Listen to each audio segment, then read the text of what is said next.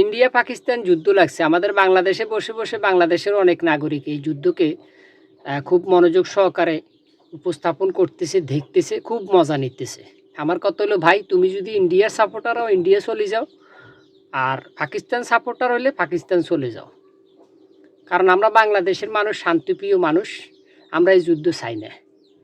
৭১ সালের যুদ্ধে আমার বাবা ২-৩টা গুলি খেয়েছে, উনি আহত মুক্তিযোদ্ধা। এখনও এই গুলির জায়গায় মাঝে মাঝে ব্যথা উঠলে বুঝে কত দানে কত চাল, তার সাথে আমরাও বুঝি। তো যুদ্ধ কোনো সমাধান নয়, যুদ্ধ খালি ধ্বংসই দেখবেন। যুদ্ধে অনেক মানুষ মরব, অনেক কিছু ধ্বংস হইব, দেশের অর্থনীতি ভেঙে পড়ব, আর আমরা যে মাঝখান দিয়ে ভালো থাকবো ওই রকম কিছুও না।